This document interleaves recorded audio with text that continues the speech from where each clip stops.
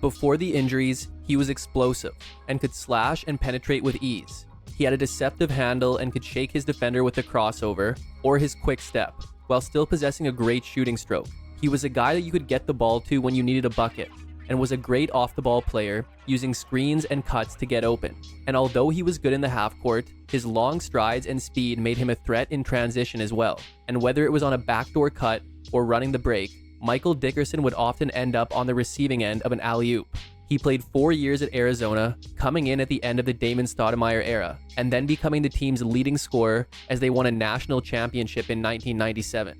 He impressed during his rookie season with the Houston Rockets, but was included in the Steve Francis trade, where his first 2 years in Vancouver would see him become one of the better scorers in the league. But he was out of the league at just 28 due to chronic pain from groin and hernia injuries. He only had a few healthy years and didn't get much recognition due to playing for the Grizzlies. And although he wasn't a star, Michael Dickerson was a talented player, and one that few people mention anymore. Let's jog your memory. Born in South Carolina, Michael Dickerson was raised in Seattle as a youth, then returned to South Carolina for his preteen years, before again finding his way back to Washington for high school. Dickerson began his high school career at Decatur High School, but after his sophomore season, he would transfer to nearby Federal Way High School, where he would lead the Eagles to back-to-back state tournament appearances as a junior and senior, as they would even have a third-place finish during his senior year. And this year had also included a game between Federal Way and Decatur. And before the game, the Decatur fans would shred a picture of Dickerson, but he would respond by going on to drop a career-high 47 points. However, Decatur would get the last laugh as they pulled out the win. But Dickerson's senior season had been filled with performances like that, as he would be named Washington's Mr. Basketball. And another testament to how good he was happened prior to the 1993 NBA playoffs, when Supersonics guard Ricky Pierce specifically asked to work out with Dickerson to prepare. But following '94, Dickerson's high school career was over, and he was going on to college, where he would be suiting up for the Arizona Wildcats. Arizona was coming off a Final Four loss to Arkansas in '94, yet still featured one of the nation's top players in senior guard Damon Stoudamire. And they also had star senior forward Ray Owes. Dickerson was a great freshman pickup, but the Wildcats had another more coveted freshman in Miles Simon. And with the Wildcats being deep on the wings, Dickerson wouldn't see much playing time this season. He would appear in 29 games, yet only get about 11 minutes per game. But he would make his shots count, as he shot nearly 54% from the field and nearly 53% from deep. But Arizona's veteran team would put together a strong regular season, as they finished at 23-7 and would get a bid to the NCAA tournament as a 5 seed. But this would be a huge disappointment, as after a Final Four appearance last year, they would be upset by Miami of Ohio in the first round, as the Wildcats shot below 37% as a team, and Dickerson only saw 6 minutes of action. So his freshman season had come to an end, with him averaging about 5 points, 2 rebounds, and half an assist per game. The '96 Wildcats no longer featured Owes or Stoudamire, but they still had great senior talent in forwards Ben Davis and Corey Williams, as well as guard Reggie Gary. They also had a great senior center in Joseph Blair, yet he was limited to 14 games. Additionally, they would bring in 2 more freshmen who would eventually play major roles on the team, in guard Jason Terry and big man AJ Bramlett. Simon had now worked his way into the starting lineup, but Dickerson would also see his role increase. He would get more than double the minutes he got last year and start more than a third of the games he played in, as he was one of Arizona's top reserves and the only bench player to average double-figure scoring. Even after losing Stoudamire, Arizona still featured a top 20 scoring offense and would start the season 8-0. And record 2 more 5-game win streaks over the course of the year, as their overall regular season saw them finish at 24-6, as they would earn another bid to the tournament, and this time Dickerson would have an impact. An easy first-round win versus Valparaiso saw Dickerson go for 22 points on 75% shooting, along with 4 assists. The second round brought Iowa, who Arizona would also defeat, as Dickerson had 13 points, yet shot just 5 of 13 and struggled with fouls. A matchup with Kansas was awaiting them in the Sweet 16. As this would be a very close game, with Dickerson putting up a game-high 21 points along with 7 rebounds off the bench. Yet Kansas would come out on top to end Arizona's season, as Dickerson's year had seen him average about 12 points, 3.5 rebounds, and 2 assists per game. With the graduation of Gary, the Wildcats needed a point guard, and they would fill that need with incoming freshman Mike Bibby. And even though guys like Bibby and Simon were the more hyped players, Dickerson took the biggest jump in '97, as he would become the team's leading scorer on a career-high 18.9 points per game, which would be a top 3 mark in the conference. and Dickerson would get off to a hot start, as in a season-opening win versus North Carolina, he would drop 31 points. As over the first 12 games of the year, the Wildcats were 10-2, and Dickerson had been their leading scorer in 9 of those games. But part of that was due to Miles Simon serving an academic suspension during that time, and then when Simon came back, Dickerson would have some struggles on offense. Yet during those struggles, he was able to make improvements on the defensive side of the ball to maintain his value when his shot wasn't falling. Arizona had a top 3 scoring offense in the nation, but they didn't necessarily have a dominant season, with their longest win streak being 5 games. And they would also lose to 5 unranked opponents, as they would finish the regular season at 19-9, but the NCAA tournament would be a different story. The Wildcats would defeat South Alabama in round 1, as although Dickerson had a game-high 16 points, he had gone just 7 of 16 from the field, yet this would end up being one of his best games of the tournament. Round 2 brought the College of Charleston, who Arizona would barely defeat, as Dickerson struggled with just 9 points on 4 of 13 shooting. He would briefly get out of his slump, beginning with Arizona's Sweet 16 matchup versus Kansas, as Dickerson would score a team-high 20 points, yet would still only shoot about 38% and go 1 of 6 from deep.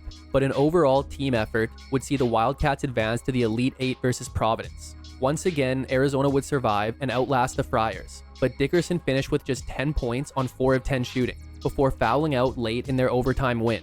But now they were set to take on the Tar Heels in the Final Four. Yet this is where the wheels fell off for Dickerson. When the game was over, the Wildcats had won, knocking off their second 1 seed of the tournament.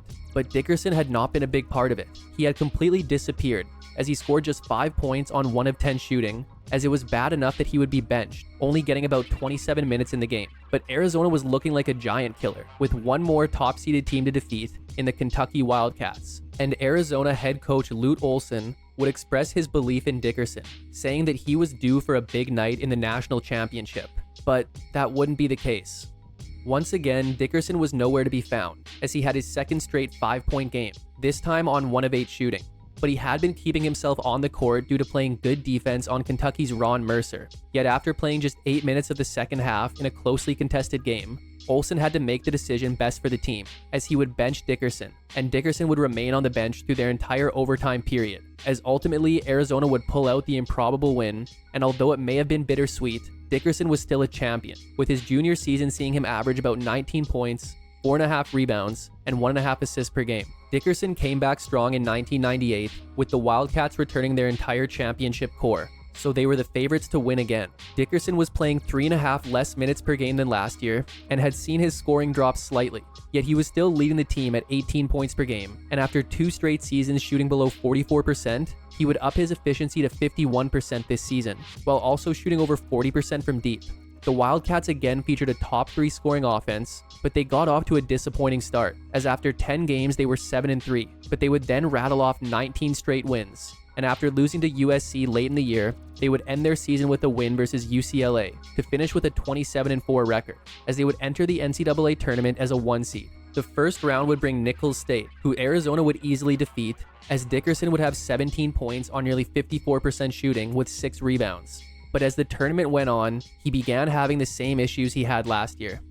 Round 2 brought Illinois State, and while this was another easy Wildcats win, Dickerson regressed, putting up 14 points on just 40% shooting, yet he would add 2 steals and 2 blocks. Arizona would take on Maryland in the Sweet 16, and although it would be a closer game, they would still come out on top.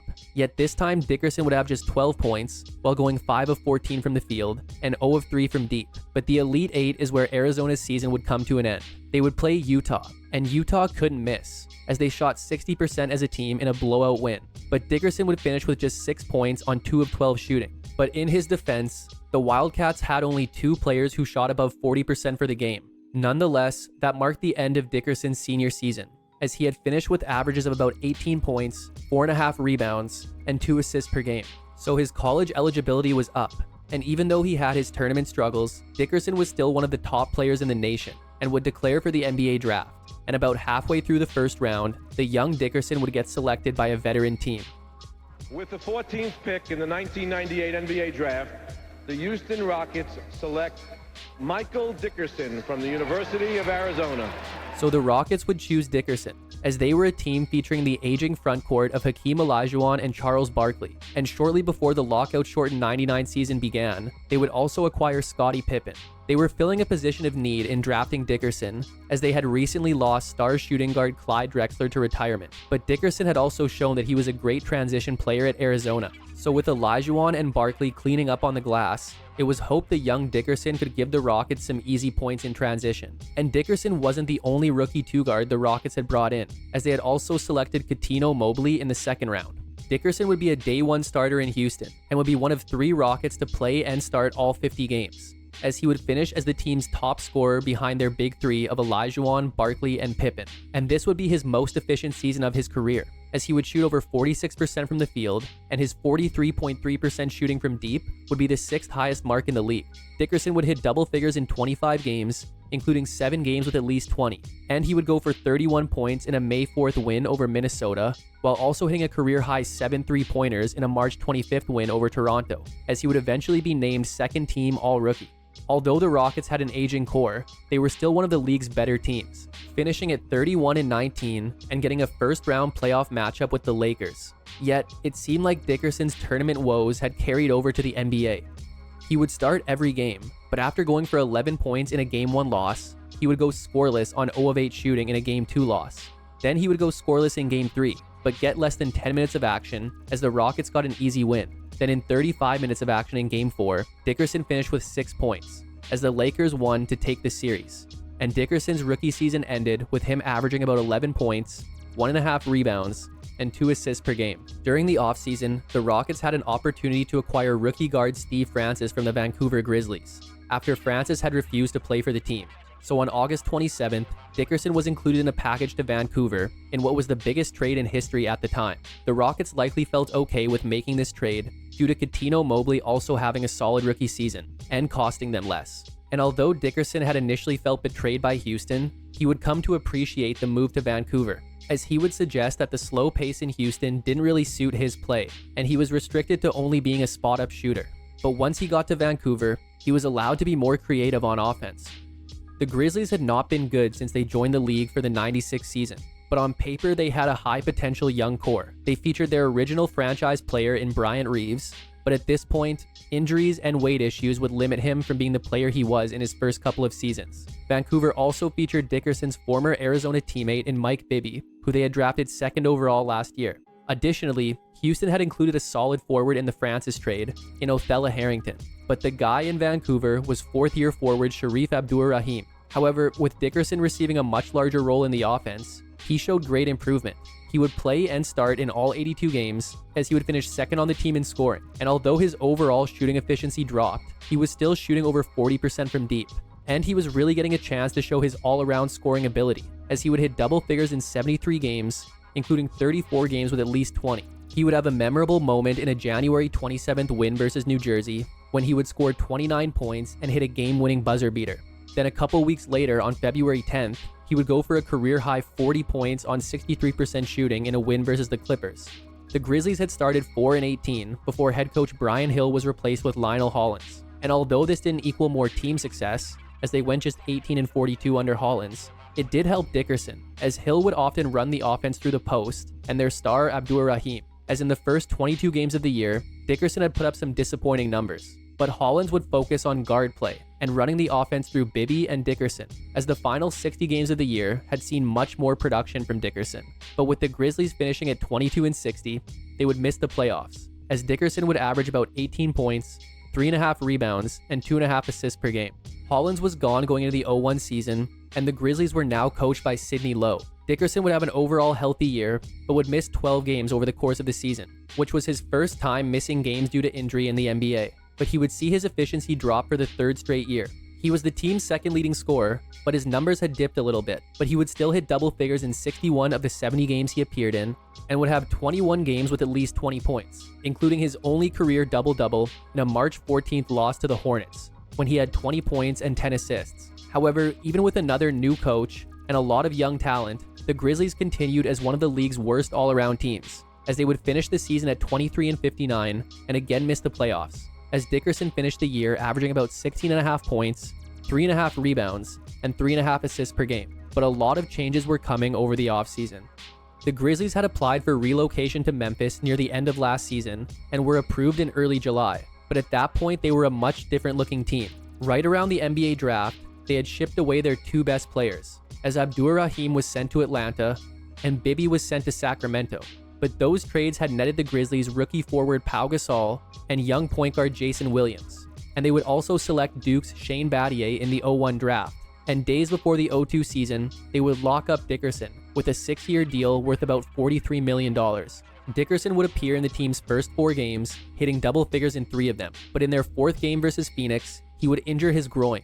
And while this was originally believed to be a muscle strain, it would later be diagnosed as a stress fracture in his groin, which ultimately would shut him down for the year, as the Grizzlies would have another down season, going 23-59 and missing the playoffs, as Dickerson's 4 games saw him average about 11 points, 3 rebounds, and 2.5 assists per game. But unfortunately for Dickerson, the upcoming 03 season wouldn't be any better. Dickerson was back in the lineup come opening night, but after playing a combined 23 minutes over the first 2 games, he would be shut down again due to a groin injury, and would not make his return until mid-February. But then after just 4 games, he would be sidelined with a strained abdominal muscle, and then on March 3rd, his season would officially be over due to a sports hernia, as the Grizzlies finished at 28-54 and missed the playoffs, as Dickerson's 6 games saw him average about 5 points, 1 rebound, and 1.5 assists per game. The constant injuries and pain were too much, as just days before the 04 season, a 28-year-old Dickerson would announce his retirement from the NBA. Yet in doing so, he would express his appreciation for the Grizzlies franchise and how they supported him during his injuries. He would then spend some years in India before attempting an NBA comeback prior to the 09 season with the Cleveland Cavaliers, as he would say that he never wanted to retire, and now that he was feeling good, he wanted to give it another chance. But in early October, he would leave the team to attend to a personal matter, and by mid-October, he was released, and would never make another attempt at an NBA return. But he would spend a season in Spain shortly after his Cavs release. Michael Dickerson is a name you rarely hear, and it's understandable, as his career was short and not really noteworthy in the NBA, all while mostly playing for one of its worst teams. But he was a good and complete scorer. He could get to the rim, he could shoot, he could run for days, and still give you defense. And he never complained about anything. He was an easy guy to have on your team and showed how good of a teammate he was during his slumps at Arizona. But his overall Arizona career was great, yet tends to be remembered more for the negatives. And it doesn't help that he didn't have the same fanfare as the Mike Bibbys or Miles Simons. He had a solid year in Houston before looking like a good swingman and go-to scorer in Vancouver. But right when he was set to hit his prime, his body completely fell apart, and he was never able to show what he truly could have become. But Michael Dickerson was still on pace to be one of the better wing players of his era, and was really entertaining pre-injury, and his positive attitude and work ethic was something that anyone could respect.